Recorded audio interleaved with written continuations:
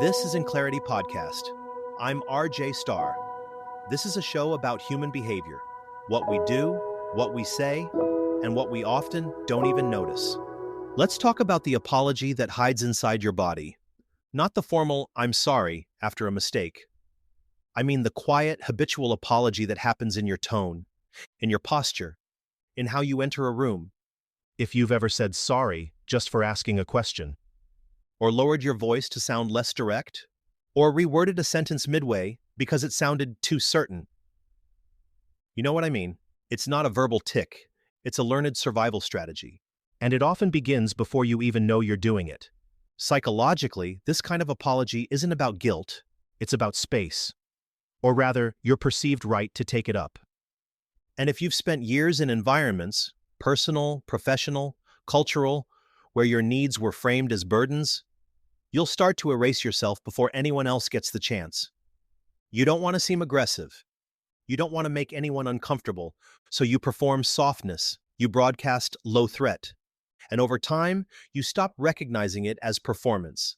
It becomes your default tone, your default stance. But underneath it, there's often a belief that runs much deeper, that your presence is conditional, that you must earn comfort, that being tolerated is the best you can hope for. Now let's be clear. This isn't about politeness. Politeness is a social agreement. This is preemptive self-reduction. It sounds like, sorry if this is a dumb question. I know you're busy, but I'm not an expert or anything.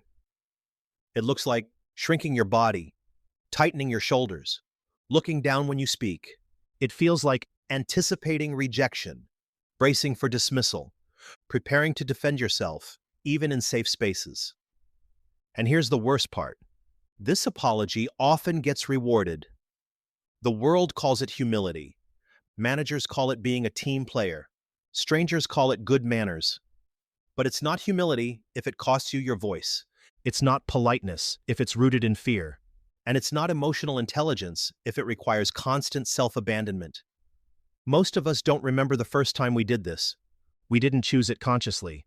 but we practiced it over and over until it became indistinguishable from personality, That's why it's hard to spot. because it doesn't feel like behavior anymore. It just feels like you. And that's where it gets dangerous, because once something becomes part of your identity, you stop questioning it. You stop asking who taught it to you, You stop noticing how much effort it takes to maintain. and you forget that it's possible to live differently. Let me give you an example.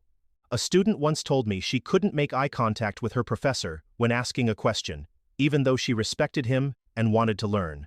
She said, "I feel like just by raising my hand, I'm being difficult." That's not logic. That's a nervous system shaped by experience.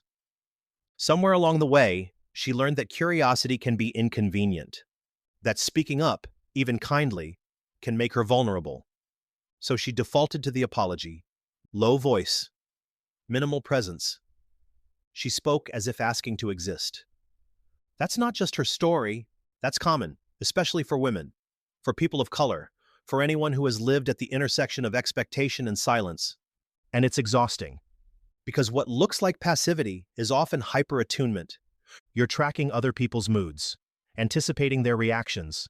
pre-silencing your truth so it doesn't make waves. That's not weakness, that's labor. And the longer you do it, the harder it becomes to find the off switch. So let me ask you, when was the last time you softened a sentence so someone else wouldn't feel small? When was the last time you filtered your tone because you didn't want to sound too much? When was the last time you said, "I'm sorry," for simply existing in a space? That's the moment I want you to notice. Because clarity begins there. Not when you perform confidence, but when you recognize the quiet systems underneath your speech.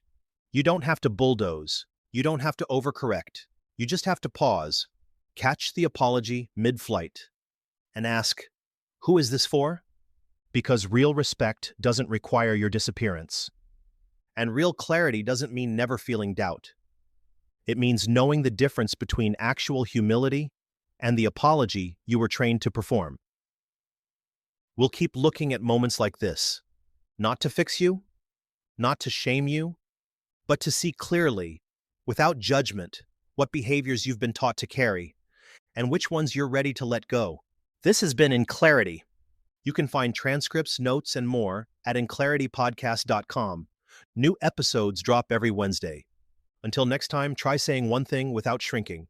See what it feels like.